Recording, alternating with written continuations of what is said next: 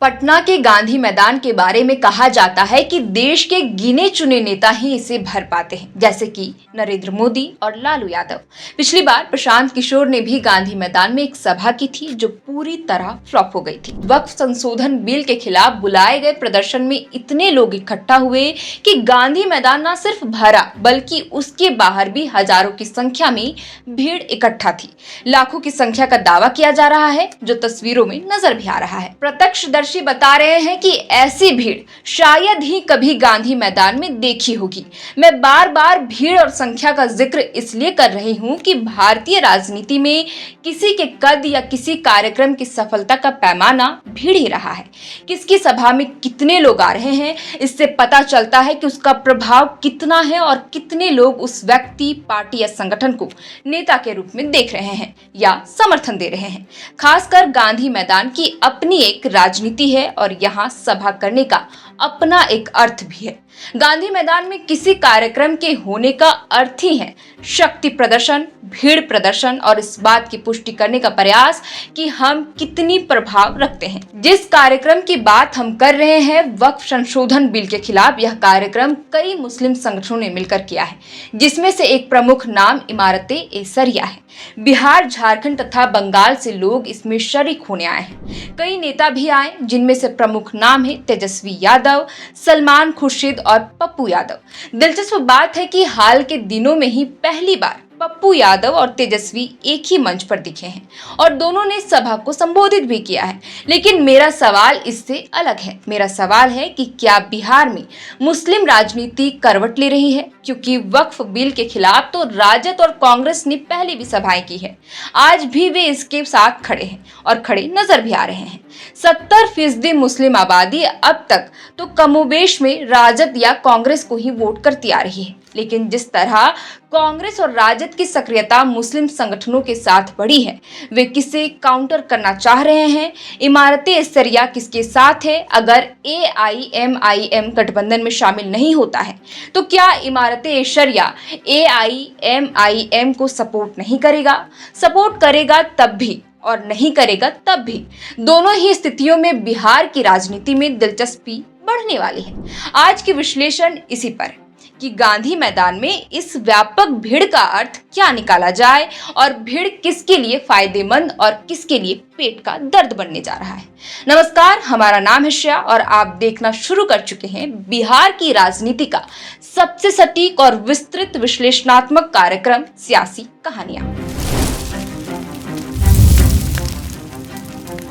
सबसे पहले बात इमारत-ए-शरिया की। इमारत-ए-शरिया भारत के बिहार, झारखंड और ओडिशा क्षेत्रों में मुस्लिम समुदाय के धार्मिक, सामाजिक और शैक्षणिक हितों की रक्षा के लिए स्थापित एक प्रमुख इस्लामिक संगठन है। इसकी स्थापना 1921 में बिहार के फुलवारी शरीफ पटना में ही हुई थी और इसका मुख्य उद्देश्य शरिया कानून के अनुसार मुस्लिम समुदाय को धार्मिक मार्गदर्शन प्रदान करना, इस्लामी शिक्षाओं को बढ़ावा देना और सामाजिक आर्थिक मुद्दों पर समुदाय की सहायता करना है। यह संगठन विशेष रूप से मुस्लिम पर्सनल लॉ जैसे विवाह, तलाक और विरासत के मामलों में फैसले सुनाता है। इसके अलावा इमारत-ए-शरिया मदरसों और धार्मिक स्कूलों के संचालन, गरीबों के लिए कल्याणकारी योजनाओं और सामुदायिक जागरूकता कार्यक्रमों में भी सक्रिय है। इसका मुख्यालय फुलवारी शरीफ में है, जो एक प्रमुख धार्मिक और शैक्षिक केंद्र भी है।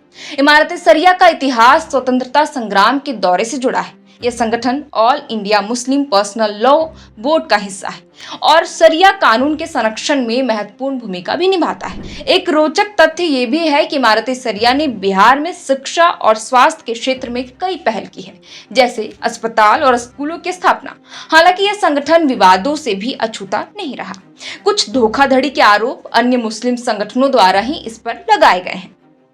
राजनीतिक झुकाव के संदर्भ में इमारत-ए-शरिया का कोई स्पष्ट गठबंधन नहीं है, लेकिन बिहार के संदर्भ में यह उन नेताओं और दलों के साथ सहयोग करता है जो मुस्लिम समुदाय के हित को समर्थन देते हैं। वक्फ बिल के विरोध में इमारत शरिया ने राष्ट्रीय जनता दल और कांग्रेस जैसे दलों के साथ अप्रत्यक्ष रूप से अपने को जोड़ा है, क्योंकि ये दल इस बिल का विरोध कर रहे हैं। इसके बावजूद संगठन अपनी धार्मिक और सामुदायिक भूमिका को प्राथमिकता देता है और खुले तौर पर किसी राजनीतिक दल का समर्थन करने से बचता है। साफ है कि जो वक्फ बिल के खिलाफ खड़ा है, उसके साथ इमारत शरिया भी खड़ा है। लाखों की भीड़ में कांग्रेस और राजद नेता की उपस्थिति ने बिहार के मुस्लिमों को एक संदेश तो दे ही दिया है कि कांग्रेस और राजद उनके साथ है। पप्पू यादव ने भी गांधी मैदान में भारी भीड़ को संबोधित करते हुए केंद्र सरकार और वक्फ संशोधन बिल 2024 पर तीखा हमला बोला। उन्होंने बिल को मुस्लिम समुदाय के अधिकारों पर हमला करार देते हुए कहा कि यह संविधान और सामाजिक एकता के खिलाफ है। पप्पू यादव ने अपने भाषण में हिंदू मुस्लिम एकता पर जोर दिया, बौद्ध धर्म और इस्लाम के ऐतिहासिक मूल्यों को उल्लेख करते हुए वसुदैव कुटुंबकम और सर्वधर्म समभाव का नारा दिया। उन्होंने बीजेपी पर असली मुद्दों जैसे बेरोजगारी, जातिगत जनगणना से ध्यान भटकाने का आरोप भी लगाया। साथ ही उन्होंने राजा महाराजाओं और जमींदारों पर तंज कसते हुए उनकी जमीनों को अंग्रेजों की दलाली से जोड़ा, जिसे उन्होंने पहले लोकसभा में भी उठाया था। विपक्ष के नेता तेजस्वी यादव ने जनसभा में वक्फ बिल को मुस्लिम समुदाय के खिलाफ केंद्र सरकार की साजिश बताया। उन्होंने कहा कि यह बिल न केवल वक्फ संपत्तियों को कमजोर करता है, बल्कि संवैधानिक अधिकारों को भी खतरे में डालता है। तेजस्वी ने अपने भाषण में बिहार की सामाजिक एकता और आरजेडी के मुस्लिम यादव समीकरण को रेखांकित किया, यह दावा करते हुए कि उनकी पार्टी हमेशा अल्पसंख्यकों के हितों की रक्षा करती रही है। उन्होंने केंद्र की बीजेपी सरकार पर सामाजिक और आर्थिक मुद्दों पर नाकामी का आरोप लगाया और बिहार की जनता से एकजुट होकर इस बिल के खिलाफ लड़ने का आह्वान किया। उनका इस पूरे प्रदर्शन से AIMIM पूरी तरह गायब थी। मुझे जानकारी नहीं है कि असदुद्दीन ओवैसी को इस कार्यक्रम में आने का न्योता था या नहीं, लेकिन अगर नहीं था तो वो, और अगर न्योते के बाद भी नहीं आए तो मैसेज साफ है कि इस पूरे कार्यक्रम का कोई फायदा उन्हें नहीं मिलने जा रहा है। अगर AIMIM महागठबंधन का हिस्सा बनती है तो फिर उन्हें ज्यादा दिक्कत नहीं होगा, लेकिन क्या होगा अगर AIMIM को महागठबंधन में जगह नहीं मिली तो? क्योंकि आज के कार्यक्रम में तो साफ दिखा कि कांग्रेस और राजद मुस्लिमों के साथ खड़े हैं। दरअसल जो मेरा आकलन कहता है वो ये कि राजद AIMIM को गठबंधन में शामिल नहीं करना चाहती। ऐसे में वे अपना मुस्लिम आधार मजबूत करना चाहते हैं। यह कार्यक्रम ऐसा ही एक मौका था जो उन्हें मुस्लिमों के पार्टी के तौर पर पुनर्स्थापित कर रहा है। कांग्रेस के लिए भी यही बात लागू होती है। मुझे लगता है कि इस कार्यक्रम के बाद अब AIMIM के गठबंधन में शामिल होने की संभावना और घट गई है। लालू यादव AIMIM को गठबंधन में शामिल क्यों नहीं करना चाहते हैं, इस पर एक डिटेल वीडियो हमने अपने चैनल पर डाला है, उसे भी आप देख सकते हैं। फिलहाल गांधी मैदान से राजद और कांग्रेस ने यह साफ संदेश देने का प्रयास किया कि वे मुस्लिम हितों के लिए खड़े हैं और खड़े रहेंगे। इसका फायदा जरूर मिलेगा, लेकिन AIMIM की अगली रणनीति पर नजर रखनी पड़ेगी, क्योंकि अगर ये गठबंधन में शामिल नहीं हो पाए तो वे अपने लिए जमीन जरूर तलाशेंगे। इस कार्यक्रम पर आपकी क्या राय है, हमें लिखकर बताएं। शुक्रिया।